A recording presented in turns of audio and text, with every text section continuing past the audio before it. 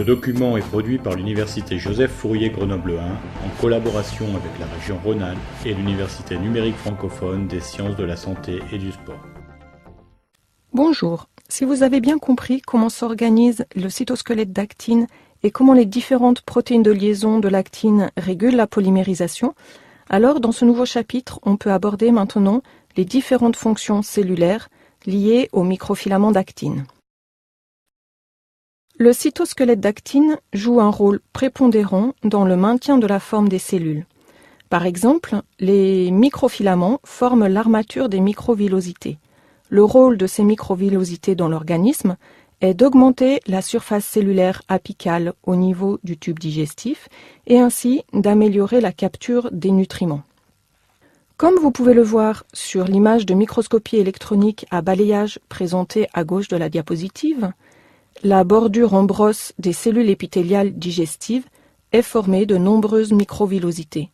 Ces microvillosités sont composées de filaments d'actine associés en faisceaux parallèles, comme on le voit sur le schéma central. Je vous rappelle que ces faisceaux parallèles sont formés de nombreux filaments d'actine parallèles, liés par des petites protéines de réticulation de type fimbrine ou viline.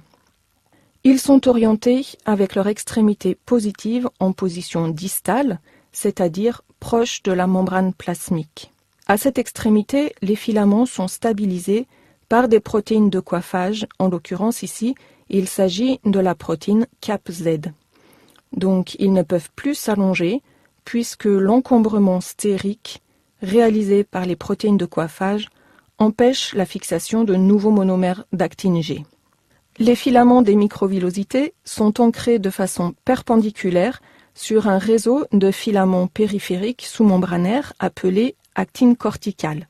Comme vous pouvez le voir sur cette coupe transversale à droite de l'image, les microvillosités contiennent plusieurs filaments parallèles. Ici, 7 filaments sont représentés, mais en réalité, les microvillosités peuvent contenir jusqu'à 25 ou 30 fibres parallèles qui sont maintenues entre elles par la fimbrine, qui confère la cohésion de la structure. Les microvillosités ont une hauteur de l'ordre de 1 à 2 micromètres. Une autre structure cellulaire qui est composée de faisceaux parallèles de microfilaments sont les philopodes. Comme je vous l'ai dit dans le premier chapitre de ce cours, les philopodes des cellules sont des extensions longues et fines de membranes cellulaires. On peut en visualiser plusieurs sur cette photo de microscopie à fluorescence. 2 particulièrement typiques ont été encadrés en jaune. Les philopodes contiennent de petits filaments parallèles serrés, stabilisés par l'alpha-actinine, comme c'est représenté sur le schéma de gauche. L'alpha-actinine, je vous rappelle, a également pour rôle de stabiliser les faisceaux contractiles. Ils sont un support mécanique de la membrane plasmique. Contrairement aux microvillosités dont la taille reste constante, les faisceaux parallèles des microfilaments localisés dans les philopodes sont capables de polymériser à leur extrémité positive grâce à la présence de 2 protéines dont on a déjà parlé, la formine et la profiline. Cela va permettre un allongement des microfilaments d'actine qui vont pousser la membrane plasmique et donc un allongement des philopodes. Ces philopodes vont grandir jusqu'à trouver un substrat sur lequel ils pourront se fixer. Les microfilaments d'actine sont aussi responsables de la formation des structures cellulaires que l'on appelle lamellipodes. Comme vous pouvez le voir à nouveau sur cette autre image de microscopie à fluorescence, les lamellipodes ont été encadrés en jaune. Ce sont de fins feuillets de membrane localisés au niveau du bord principal de la cellule. Le bord principal étant le bord de la cellule qui peut avancer sur un support. Dans la cellule, les lamellipodes sont le site de l'exocytose et d'une partie de l'endocytose. Mais surtout, ils permettent la migration des cellules. On dit que ces lamellipodes sont composés d'une structure appelée cortex cellulaire. Dans ce cortex, les microfilaments d'actine sont organisés en réseaux de mailles, c'est-à-dire que les longs filaments d'actine s'entrecroisent avec des angles de l'ordre de 70 à 90 degrés et sont maintenus dans cette position par des protéines de réticulation de type filamine. Les extrémités positives Des filaments, dirigés vers la membrane plasmique, peuvent être temporairement coiffés par les protéines CAP. Contrairement aux faisceaux parallèles présents dans les microvillosités et dans les filopodes, cette structure d'actine est peu compacte. Les microfilaments d'actine sont également l'élément clé de la ceinture d'adhérence. La ceinture d'adhérence est visualisée en vert sur ce schéma de cellules épithéliales représentées à gauche de l'image. Cette ceinture d'adhérence est formée par des microfilaments d'actine connectés à une région que l'on appelle la zonula adhérence.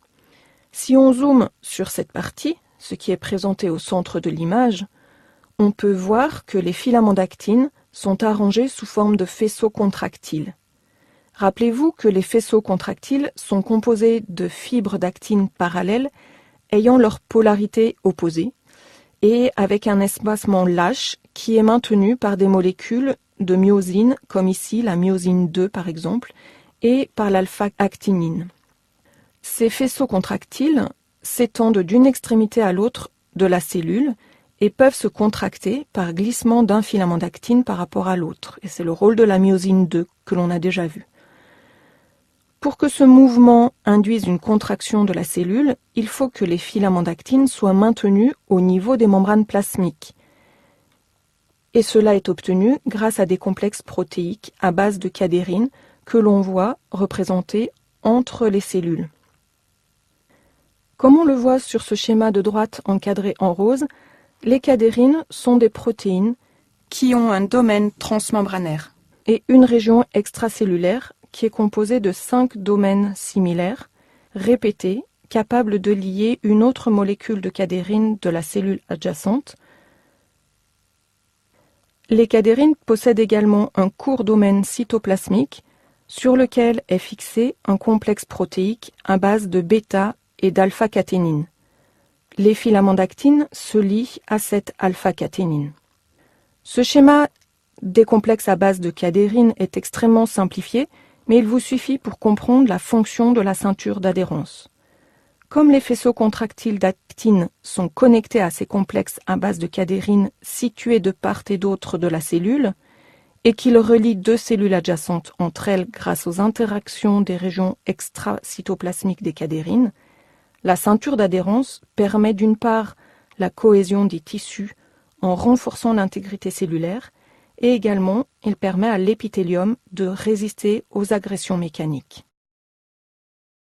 Un cinquième rôle joué par les microfilaments d'actine, dont on a déjà parlé au paragraphe sur les myosines, est un rôle dans le transport des vésicules et particulièrement dans le mécanisme d'exocytose qui est représenté ici. Je vous rappelle que ce mécanisme a lieu principalement au niveau des lamellipodes des cellules, eux-mêmes sont composés de cortex cellulaire. Dans le processus d'exocytose, les microfilaments d'actine interviennent uniquement dans la phase finale du transport des vésicules lorsqu'elles sont proches de la membrane plasmique. Les protéines motrices de type myosine 1 et myosine 5 lient d'une part les vésicules d'exocytose par leur région fibreuse et d'autre part le filament d'actine par l'intermédiaire de leur tête globulaire qui possède un domaine de liaison à l'actine. Grâce à l'énergie cinétique obtenue par hydrolyse de l'ATP qu'elles contiennent, les molécules de myosine font cheminer les vésicules le long des filaments d'actine du cytosquelette vers l'extrémité barbue du filament, c'est-à-dire vers la membrane plasmique. Finalement, le cytosquelette d'actine est l'acteur de la migration cellulaire, un mécanisme extrêmement important dans l'organisme. En effet, il faut savoir que de nombreux phénomènes physiologiques nécessitent que les cellules migrent d'une localisation à une autre. C'est le cas par exemple au cours de l'embryogénèse ou encore lors de la cicatrisation de la peau. Le déplacement des cellules est possible grâce au cytosquelette d'actine et se fait en plusieurs étapes qui sont représentées ici et que nous allons décrypter dans les diapositives suivantes. La migration cellulaire fait intervenir plusieurs structures dont nous avons déjà parlé, comme par exemple le cortex d'actine, les lamellipodes ou les faisceaux contractiles. Sur cette diapositive, on a une représentation schématique d'une cellule qui se déplace in vitro sur un support appelé substrat. Il faut imaginer un principe similaire dans l'organisme. La première étape qui se met en place dans le mécanisme de migration cellulaire est l'extension de phylopodes et de lamellipodes. Dans ces structures, que l'on a décrites dans les diapositives précédentes, les filaments d'actine polymérisent, prenant appui sur le réseau d'actine sous-corticale, encore appelé cortex d'actine, et cela permet de repousser la membrane plasmique. Comme on l'a déjà dit, dans les lamellipodes, le réseau d'actine est un réseau de mailles dont les filaments s'entrecroisent avec un angle de 90 degrés, comme cela est rappelé sur le schéma de droite.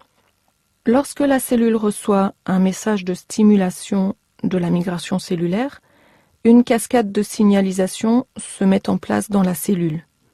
Les seconds messagers de la famille des petites protéines G comme CDC42 sont activés, ce qui active VASP et qui à son tour active le complexe ARP2-3. ARP2-3 se fixe alors sur un filament d'actine déjà existant avec un angle de 70 degrés et initie l'élongation d'un nouveau filament qui peut croître grâce à la mise à disposition par la prophyline d'un pool d'actine G ATP. L'élongation des filaments d'actine pousse la membrane et permet l'avancée du lamellipode. Le lamellipode ne peut pas croître indéfiniment comme cela. Pour persister dans la cellule et continuer d'avancer, il faut qu'il trouve un point d'ancrage. Pour cela, la cellule va organiser des points focaux, encore appelés plaques d'adhérence, qui vont permettre l'attachement de la membrane de la cellule au support sur lequel se trouve la cellule. Dans l'organisme, ce support est une matrice extracellulaire composée de glycoprotéines et de protéoglycanes comme par exemple le collagène, la laminine ou la fibronectine. Comme présenté sur ce schéma, le point focal est en fait un complexe multiprotéique qui permet de connecter les filaments d'actine intracellulaires, représentés en vert, à ces protéines de la matrice extracellulaire. Cela est possible grâce à des protéines dimériques transmembranaires que sont les intégrines que l'on voit ici en bleu. Ces intégrines ont dans leur région extracellulaire un domaine de liaison à la fibronectine via une séquence de 3 acides aminés très conservés, dite RGD, présente dans la fibronectine. Elles ont une région transmembranaire et un domaine intracellulaire capable d'interagir avec un échafaudage complexe d'une multitude de protéines incluant des dimères de taline, la vinculine et l'alpha-actinine. Des connaissances récentes semblent indiquer que les microtubules, dont on parlera dans le chapitre suivant, sont aussi connectés à ces points focaux et jouent également un rôle dans la migration cellulaire. Comme on peut le voir sur la photo de gauche montrant un lamellipode, les points focaux colorés en bleu ciel s'organisent aux extrémités des fibres d'actine qui, elles, sont colorées en vert. Ils permettent l'ancrage de la cellule au support et évitent que le lamellipode ne se rétracte. Une fois que la cellule a émis un lamellipode et qu'elle l'a ancré au support, pour pouvoir avancer, il faut qu'elle se contracte et détache le point focal postérieur. La contraction de la cellule est rendue possible grâce aux fibres de stress, encore appelées fibres de tension. Je vous rappelle que ces fibres sont des filaments d'actine antiparallèles coiffés à leur extrémité barbue, qui sont connectés à 2 points focaux situés de part et d'autre de la cellule. Les myosines 2, que l'on trouve sur ces fibres de stress, vont permettre le glissement d'un filament par rapport à l'autre, comme l'indique le sens des flèches rouges, et cela permet la contraction des cellules. De façon concomitante, les points focaux postérieurs de la cellule se dissocient, ce qui permet à la cellule de s'allonger un peu plus du côté du bord principal, au niveau des lamellipodes. Pour finir ce chapitre sur les fonctions du cytosquelette d'actine, je voudrais vous signaler quelques toxines naturelles qui sont connues pour agir sur ce cytosquelette. Voyons tout d'abord la phalloïdine, dont vous avez la formule ici. Surtout ne la prenez pas par cœur, c'est inutile. Cette molécule est produite par l'amanite phalloïde. Elle se fixe sur les filaments d'actine et s'oppose à leur dépolymérisation, induisant donc une accumulation des filaments dans la cellule. La dynamique du cytosquelette est alors perturbée, ce qui provoque des dysfonctionnements cellulaires avec des atteintes rénales et hépatiques. L'acétocalazine D, quant à elle, a une origine fongique. Elle se lie aux extrémités barbues des filaments d'actine, empêchant la polymérisation, ce qui modifie l'organisation du réseau d'actine. L'allatronculine A, qui est un métabolite des éponges marines, se lie, elle, à l'actine G monomérique et la séquestre dans le cytoplasme. Dans ce cas, il n'y a plus de monomère disponible pour la polymérisation ou l'élongation des filaments. Donc, elle agit par un mécanisme différent de la cytocalasine D, mais elle a le même effet d'inhibition de la polymérisation. Et pour finir, voici la jasplaquinolide. Cette molécule provient également des éponges marines. Son rôle est différent. C'est la seule molécule qui joue un rôle sur la polymérisation de l'actine. En effet, elle s'intercale entre les monomères d'actine des filaments, tous les 3 monomères environ, et comme fait le complexe ARP2-3, elle crée un nouveau noyau de nucléation. La polymérisation des filaments se fait donc de manière amorphe et incontrôlée dans la cellule. Voilà, nous avons fini les chapitres consacrés aux microfilaments d'actine. Nous verrons dans les chapitres suivants les microtubules et les filaments intermédiaires. À bientôt.